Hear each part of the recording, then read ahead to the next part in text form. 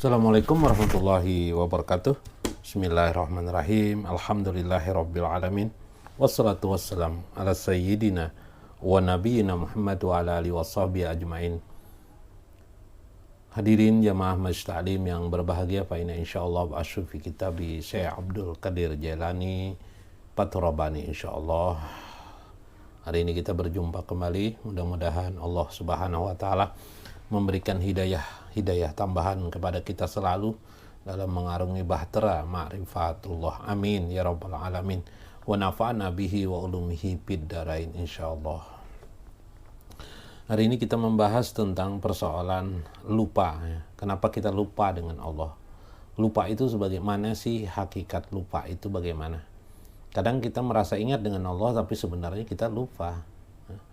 Kita lupa. Bisakah orang ingat tapi lupa, berzikir tapi lupa, ya. Bagaimana itu? Karena itu ada tafsir yang mengatakan man lam an dzikri rahman. Dzikri rahman di situ barang siapa yang lupa terhadap pengajaran Allah, pengajarannya yang lupa. Jadi bukan hanya sekedar mengingat zikrullah, la ilaha illallah, la ilaha illallah, tapi sebenarnya dalam praktek lupa kepada Allah. Lalu bagaimana kita melihat ingat yang sejati, mengingat yang sejati. Jadi bisa kasih judul nanti ingat yang sejati, mengingat sejati ya, mengingat Allah yang secara sejatinya mengingatnya.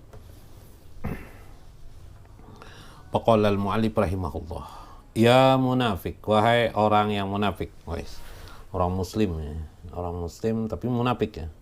Jangan, mudah-mudahan tidak kita. Ya abidal khalqi, wahai orang yang menyembah makhluk, menyembah makhluk ya. Wal asbab, dan menyembah sebab. Nasyan li khalqi azza wa jalla, kalian itu sudah lupa. Kalian itu sudah melalaikan. Nah, lalai dengan hak azza wa jalla. Nah, bisa dikatakan lalai juga. Lalai dengan hak Allah azza wa jalla. Lalai mengingat atau lalai mengingat Allah. Kenapa? Sebabnya sudah beliau sampaikan, ada dua hal.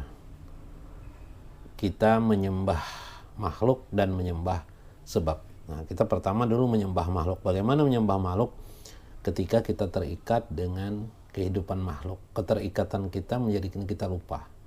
Misalnya orang yang mengejar keberuntungan, dikejarnya terus keberuntungan demi keberuntungan, dikejarnya terus, gejolak keinginan dunianya, maka akhirnya dia terikat dengan dunianya itu.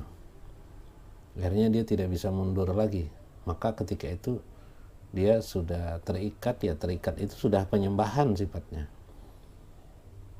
Wal asbab selalu di pikirannya dengan sebab. Kalau saya tidak mencari rezeki, tidak dapat rezeki. Kalau saya berikhtiar, saya dapat rezeki. Sebab seolah-olah sebab karena itulah dia mendapatkan rezeki.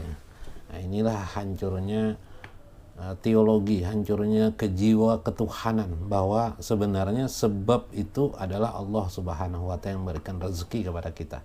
Ini kenapa jadi ngomong masalah rezeki? Karena memang hidup manusia banyak sekali menyangkut masalah rezeki ya.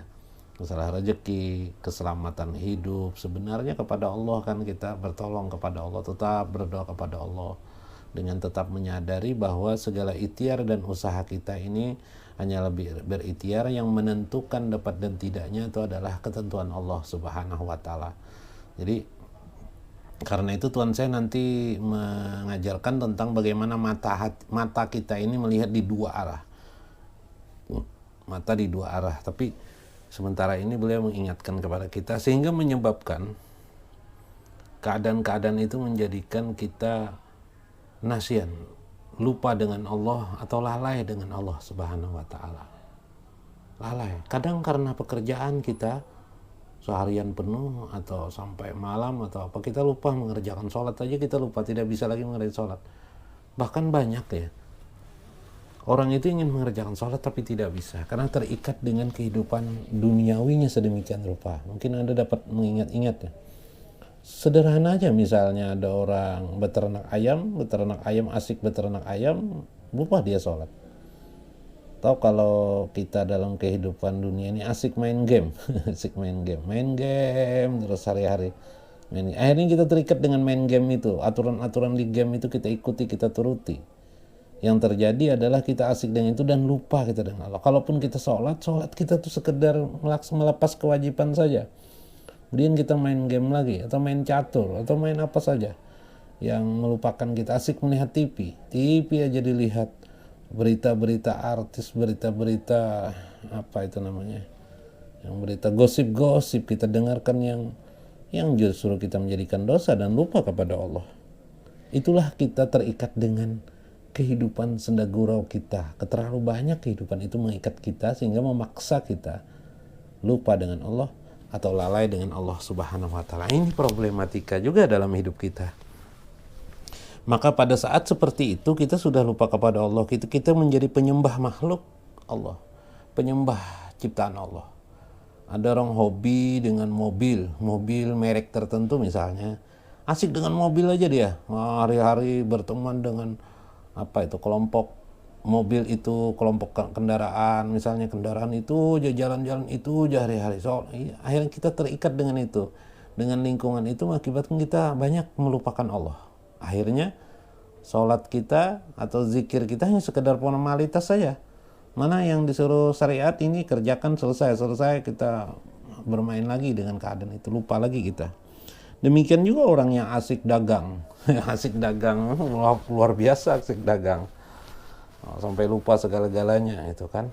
Tapi karena itu banyak dalam masyarakat itu ada juga pintar, meskipun dia memang sibuk dagang, tapi dia mungkin radio didengarkannya ceramah, sambil mendengarkan ceramah dia ada mungkin sedang mendengarkan syair-syair yang mengarah hatinya kepada Allah, syair-syair yang mengingatkannya kepada Allah.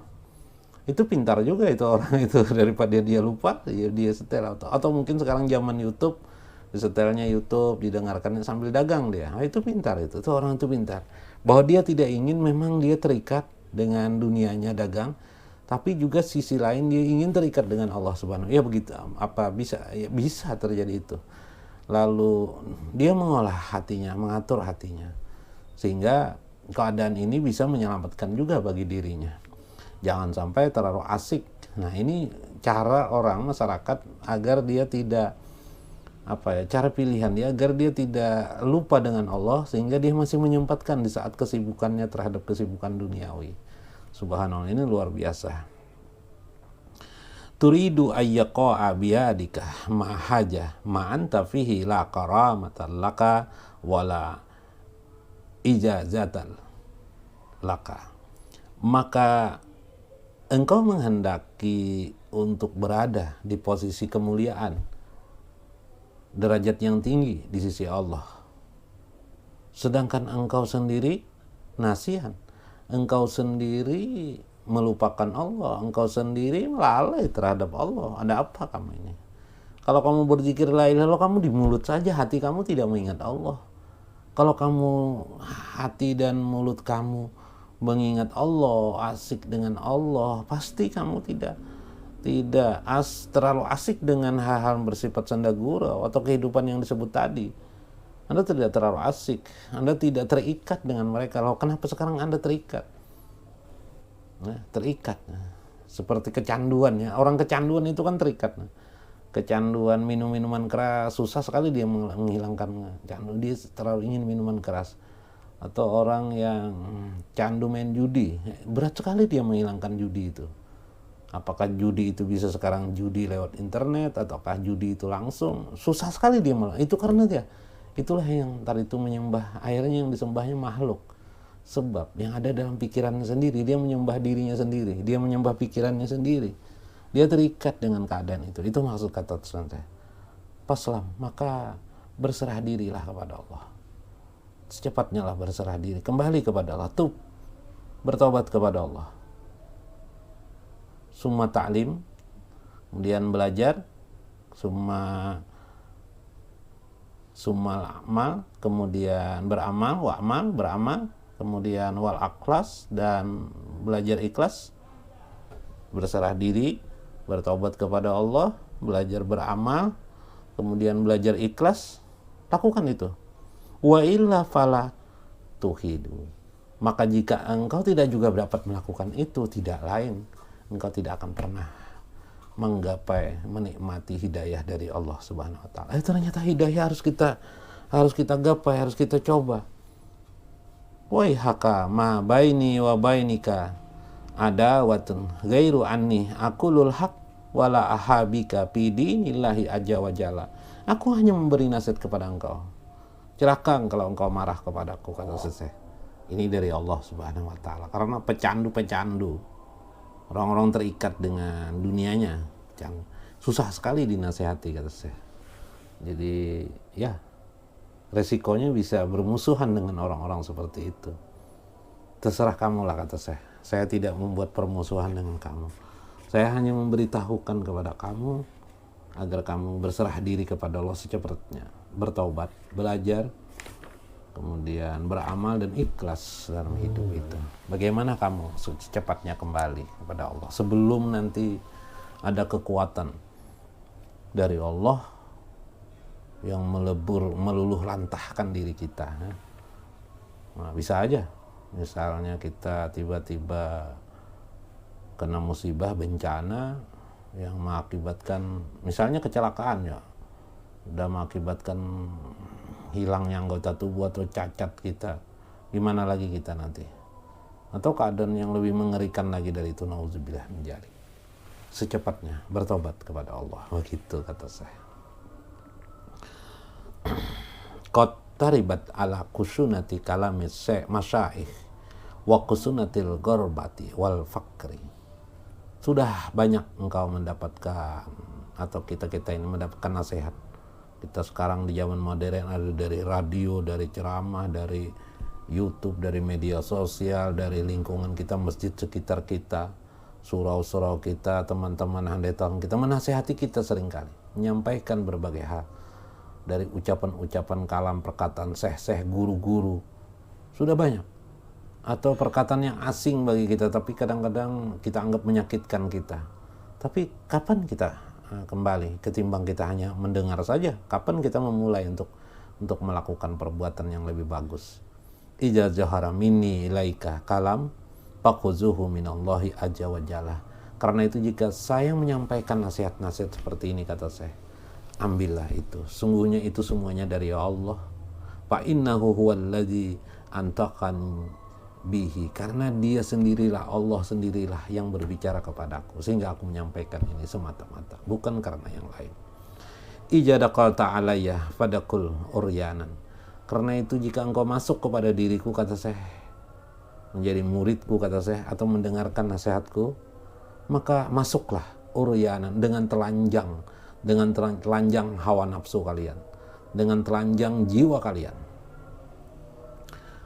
Uryanan an nafsika wa hawaika, dari diri hawa nafsumu, hilangkan semua hawa nafsu, hilangkan segala ikatan-ikatan pikiran kamu, kembali berserah diri kepada Allah apa adanya. Silahkan duduk di hadapan saya, kata saya, dengarkan nasihat saya untuk itu.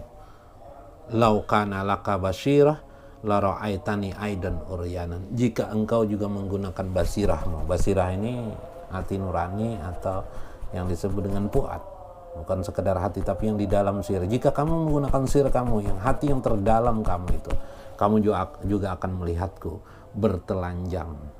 Nah, bertelanjang hawa nafsu. Artinya saya menyampaikan ini tidak ada hawa nafsu, kata saya Abdul Qadir Jailani. Walakinna afatika pahmika sakim ya murid sahabati wal intifa'i bihi halati laisa fiha khalqin wala dunya walal akhirah pamayatubu ala yadayya wa yashabani wa yasinu zannahu fi wa ya'malu ma'akulu hakaja yakunu insyaallahu ta'ala. Jika engkau sudah melihat dengan hatimu semua itu, jika tidak maka berlalu pemahamanmu yang sudah keras, yang tidak bisa dirubah lagi, itu membahayakan kamu. Karena itu wahai orang-orang menuntut ya, keidaman, kenyamanan dalam kehidupannya, tidak ada pada diriku ini kecuali apa yang aku sampaikan dari Allah. Laisa fiha khalqin, tidak ada urusan-urusan makhluk, tidak ada keterikatan-ikatan, tidak ada kepentingan-kepentingan makhluk, Tidak ada kepentingan-kepentingan politik, tidak ada kepentingan-kepentingan ekonomi kepadamu, tidak ada. Wala dunyan, tidak ada kepentingan dunia. Illal akhirah, kecuali akhirah. Maka barang siapa ia tubuh kembali bertobat kepada Allah, bertobat kepada Allah di hadapanku, ala yadayya, wa yashhabani wa yahsinu zanna, dan berbuat sangka yang baik. Kita bersahabat, berbuat sangka yang baik, dan mulai melakukan amal-amal kebajikan, amal-amal ma'rifah. Maka aku mengatakan, insya Allah Anda akan sampai ke hadrat Allah Subhanahu. Anda akan mendapatkan wusul yang sebenarnya di sisi Allah Subhanahu wa taala. Nah, ini adalah nasihat saya Abdul Qadir Jalani, bagaimana kita mengambil permata di kehidupan kita. Kita mendapatkan keramah, kemuliaan itu harus stabil benar-benar. Tidak bagaimana kita sebenarnya kadang-kadang merasa benar, merasa ingat kepada Allah, tapi sebenarnya kita lupa dengan Allah. Kita merasa tidak lalai dengan Allah, tapi sebenarnya kita lalai kepada Allah. Buktinya apa? Kita terikat dengan berbagai keadaan-keadaan itu yang menjadikan kita sibuk. Sehingga akhirnya zikrullah itu hanya dalam mulut saja. Jangan sampai zikir itu dalam mulut saja. Karena itu zikir la ilaha illallah subhanahu, harus diisi dengan tobat, harus diisi dengan berserah jiwa kita kepada Allah. Bukan sekedar diucapkan saja la ilaha illallah. Karena itu zikir juga harus disertai dengan ikhlas. Terserah Allah, ikhlas. Bagaimana ikhlas? Dan diisi juga dengan amal-amal saleh. Aplikasi daripada zikir itu. Apa saja yang bisa kamu aplikasikan dari zikir itu? Inilah kita masuk kepada sebuah peradaban zikir. Bukan sekedar menyebut, bukan sekedar memaham, bukan sekedar menyebut nama Allah, tapi kita pahami nama Allah itu. Kita sadari, kita hayati lebih dalam, kata Syekh Abdul Qadir Jalani. Bukan sekedar kita ingat di kepala, atau bukan sekedar bahkan di hati juga tidak. Tapi kita selami, kita hayati lebih jauh kepada ruh kita, kepada nur yang terdalam, yaitu yang disebut dengan basirah kita. Insya Allah kamu akan menemukan sejatinya zikir kepada Allah itu. Dan kamu akan melihat juga sejatinya kebanyakan orang yang berzikir, sesungguhnya mereka juga lupa. Orang menyebut nama Allah, justru dia lupa mengingat Allah. Bayangkan, itu terjadi dalam kehidupan kita. Pada saat kita terikat dengan kecanduan kegiatan-kegiatan kita tanpa kita sadari. Mudah-mudahan bermanfaat. Wallahul muwafiq wa aqwamut thariq. Wassalamualaikum warahmatullahi wabarakatuh.